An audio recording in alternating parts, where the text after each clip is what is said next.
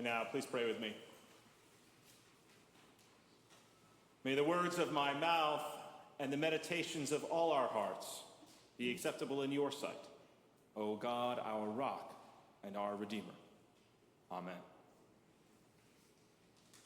Well, here we are on Columbus Day weekend, and I'm so happy to see that you made a priority to come to church when so many others are out of town. I was driving on the road yesterday and realized, gosh, the traffic is light. Isn't this wonderful?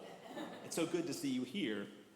Now, when we think about this weekend, when we think about the title of this weekend, we run into a problem. You see, I'm someone who by nature is very conservative. I know that might be shocking to some of you, but it's true. After all, I went to a high school whose motto was, "The dead teach the living." And so I'm one of these people who doesn't like change. I don't like to change things. When things have been going on for a while, I'm like, we should stick to this because that's what we've done in the past, and that's probably what we should do in the future. Well, in the naming of Columbus Day, this is something that I make an exception for.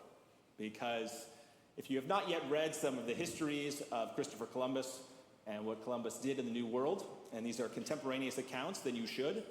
And I promise you, if you read through these accounts, you'll be very happy to ditch the name Columbus from this weekend.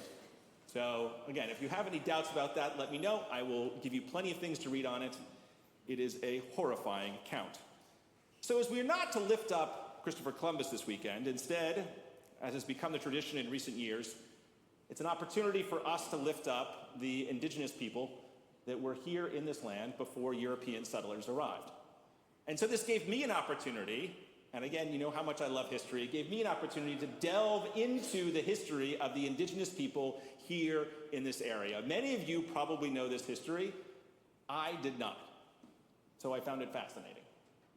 The people who lived in this area, roughly the 781 and 617 area code, were the Massachusetts people, after whom, of course, the state is named. To the south, in the Cape and the Islands, were the Wampanoags. To the west, in central Massachusetts, were the Nipmucks. And to the north were the Patuxets and the Penacooks, just in case you were taking notes.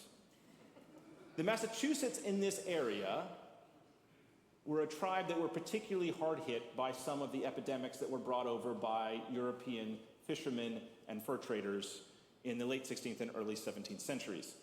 There were quite a few people that would actually come over seasonally to fish codfish and preserve them before shipping them back in the early 1600s.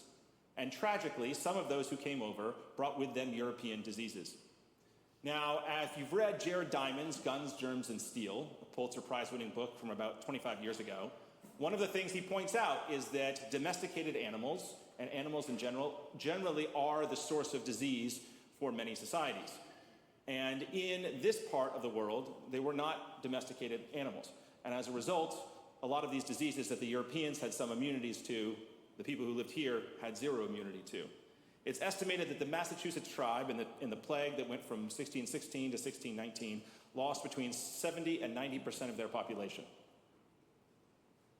So during the Black Plague, the bubonic plague in the 14th century, some 30 to 40% of Europe was wiped out. The Massachusetts tribe, you had something like 70 to 90% of the population wiped out. It's estimated that by the time Massachusetts Bay arrived, there were only about 750 Massachusetts left living in this area. And because the numbers were so low, this group of people then settled in what is now Concord. And later on today, there will be an indigenous walking tour of Concord. They settled in Concord, and some smaller groups then split off and founded their own places in the area, one of which was over in Nunantum, right over in Newton, and another of which, of course, is King Maugis, the Sachem Maugis, after whom the great restaurant is named, and the hill. Now, the people that were here, unsurprisingly, were hunter-gatherers for the most part, a mixed form of agriculture. If you've ever tried to dig in the ground in Wellesley, you realize that when you dig, you hit rock, and then when you dig further, you hit rock, and when you dig further, you hit yet more rock. This is not a great place to grow crops, and particularly if you do not have steel implements, then what that means is the crops that were grown in this area by the people who lived here were only in the most fertile patches and were seasonal. The rest of the time, the people needed to get food from either the natural growing berries and nuts or particularly from fish and game that were in the wilderness. So it was quite common to have multiple places to live in the area. One of which I found out, which is very cool.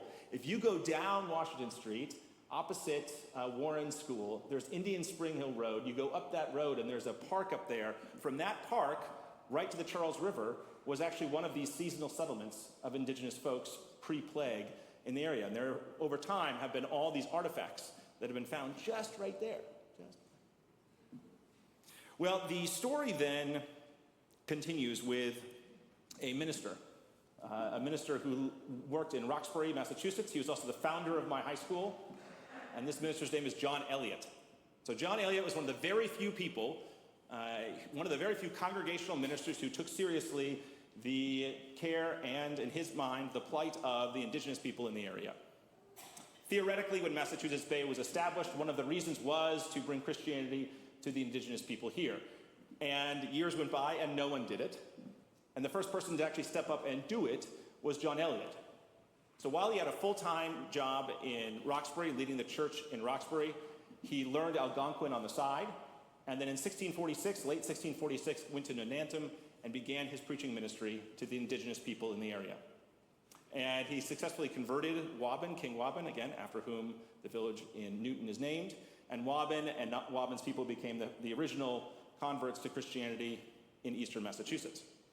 In 1649, Eliot was able to convince people in England to actually bankroll his mission to the indigenous people here. Interestingly, the local folks who had money weren't the ones bankrolling it. It was those who lived in England that were bankrolling Eliot's ministry here. And in 1650, he was able to convince the general court, after much resistance, to cede 2,000 acres of land for Waban and his people in what became known as Natick.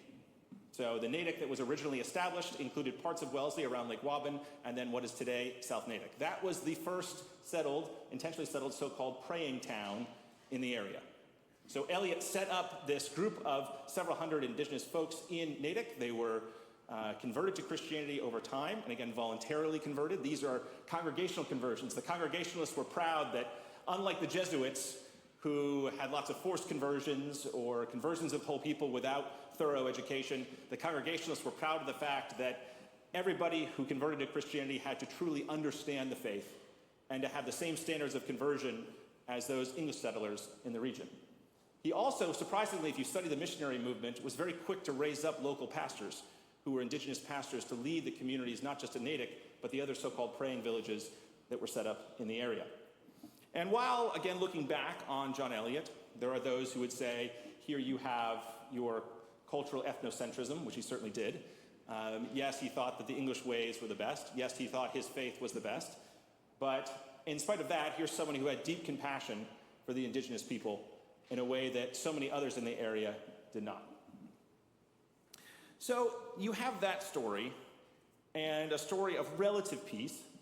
There were some exceptions to this, relative peace between the indigenous people here and the various tribes that lived in the area.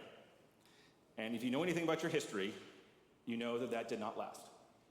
And the year that is the black mark, or at least the dividing point in the indigenous history of this area, that year is 1675. In the year 1675, the son of Massasoit, the younger son of Massasoit, named Metacom or King Philip, launched a war against the people of Plymouth Colony initially, and then also Massachusetts Bay. King Philip's War in 1675 and 1676 is known by some to be the bloodiest war in American history, based on the percentage of people involved in the conflict. King Philip and his allies, eventually the Narragansetts and also the Nipmucs, attacked more than half the towns in Massachusetts, got attacked at various points by indigenous warriors. And as these towns were attacked, houses were burned, people were killed, men, women, and children taken captive. It was not a war where much mercy was given. And just as much mercy was not given on behalf of the indigenous people, you can imagine when the colonists responded, they responded in kind. By the time of late 1676, when King Philip finally died on Mount Hope, his home in Bristol, Rhode Island, by the time that happened, 1/3 of the indigenous population of the area had been killed. And other portions of the indigenous population were then sold off into slavery, and the world in this environment never looked the same again. Unfortunately, this also affected the various praying towns in the area. the praying towns, along with the Mohegans and eventually the Mohawks, actually allied themselves with the English colonists. It was not so simple as Native Americans versus English colonists. And even though members from the praying towns fought side by side with the Puritans, there was obviously deep suspicion that was raised against some of these folks. And in 1675, there was a barn that was burned. Again, the very early settlements in Wellesley came in the 1660s. In 1675, a barn was burned over near Natick. The indigenous people were blamed, and to prevent any further conflict, the indigenous people in the praying town of Natick and then the other praying towns were then shuttled off to Deer Island, some say with less than an hour's notice, to keep them safe. And as the indigenous people were in Deer Island, it was a horrible winter of 75, 76. Many of them died. Many of them had diseases and other things that happened. And then when they came back to Natick, they found the entire town had been burned and all of their goods had been looted.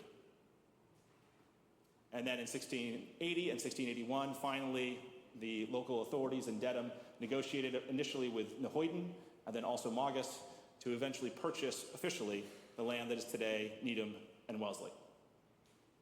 By the early 1700s, the indigenous population of Natick had declined such that you now had the very first English pastor in addition to indigenous pastor. And according to records, 1826 was the year when the last of the Massachusetts of the praying Indians in Natick died. That, as best I can tell, is a brief summary of the local indigenous history here in Wellesley. Now, I know you're like, gosh, I'm so glad I came to church this morning. This is fun. I got a history lesson. And you're like, I don't know where the sermon is, but I got a history lesson. Well, unfortunately, that if we don't learn from history, we are doomed to repeat it. And I wish I could say that parallels to King Philip's War and what's going on here don't exist in this world, but unfortunately, they do. One obvious parallel that comes to mind is the conflict in the Middle East, where you have, just as you had here, you had a people who were persecuted, who came to this land, who acquired land mostly by legal means, but then put pressure on the people that were living here, and conflict arose. And just as in King Philip's War, you had the indigenous people launching an attack, just as you had Hamas launching an attack in Gaza. But anyone who looks at the situation realizes it's far more complex than a black and white situation. And one of the things in that horrible conflict, and again, there's lots of dimensions to it, one of the things about that horrible conflict that is poignant for me is that far too often from what I've read, there's just not much reporting in Israel about the death of Palestinians. There's a lot of talk, understandably, about the hostages and the hostages that need to be freed, but there's not much talk about the Palestinians, and as a result, there are far too many, there's that instinct of dehumanization that creeps in. Whenever we create the other of someone else, it makes it much easier to do bad things against them. Unless we think that this is only a problem that is far away, unfortunately, the creation of the other is something that we see happen in the United States right now, all around. One of the things that we see in our society today, I've mentioned this before, but I'll mention it again. You have in Massachusetts a state where 40% of this state, or more, is voting Republican. And yet, I have never seen a place where Republicans are more ashamed or at least cowed into silence than a place like Eastern Massachusetts.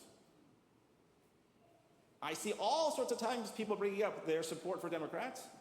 I see very rarely people bringing up support for Republicans, in spite of the fact that it represents 40% of Massachusetts. You have a situation where it's easy to demonize the other party and demonize people who are different and create an other of that, and that causes problems. And as bad as it is on that way, the most horrific thing in our current election is the demonization of immigrants in our country. If you watch any of the language that's being spoken about immigrants in our country, and you see the way that it's phrased, that language is just plain hateful, and it will lead to destruction and bad things. If there's any lessons we can learn from King Philip's War and some of our ancestors, it is that we must not demonize the other. We always must try and see the humanity of the other, as difficult and complex as those situations might be. The text for today that Stephen read earlier was from Genesis 9. This is the famous Noahide covenant. I brought this up because this is the first covenant that God makes with people, and it's not just with the people of Israel. This is a covenant that's made with everybody on the globe, all living things. All living things and all living people here, God is making a covenant with. All of us share this same Noahide covenant, whether they were Massachusetts or Wampanoag or English settlers. Everyone shares in that same covenant, regardless of who they are. Regardless of who they are in our country or in our world more broadly, it is our responsibility as Christians to do the best we can to see the humanity of the other. And all of us, no matter who you are, myself included, need to check ourselves on this. Because the temptation to demonize the other is as strong now as it's ever been. And one of the nice things is, in this story, God gives us a sign to remind us to do this. To remind us to see the humanity of the other in spite of the complexity of the world. And you see the humanity of the other when you see the rainbow in the clouds. That was the sign God gave to humanity to remind them that God was making this covenant and that God would no longer destroy the people of the world. So as you drive around Wellesley or Newton or Natick, and you see some of those names like Quinobequin, which is whatever Kelly's saying, that word, which is actually the original name for the Charles River, which I think is kind of cool. If you see that name, you see Natick, you see all these other names, Nonantum, Waban, Magus, these different names of the people that lived here. Remember this passage in Genesis. Remember that Noahide covenant, the shared humanity we have with everyone. Whenever you see a rainbow in the sky, think of that shared humanity and how important that is, particularly in times of division, particularly in times of strife, particularly in times of war. When the fog of war descends, it is important for Christians to be able to stand up and, regardless of what happens, see the humanity of the other.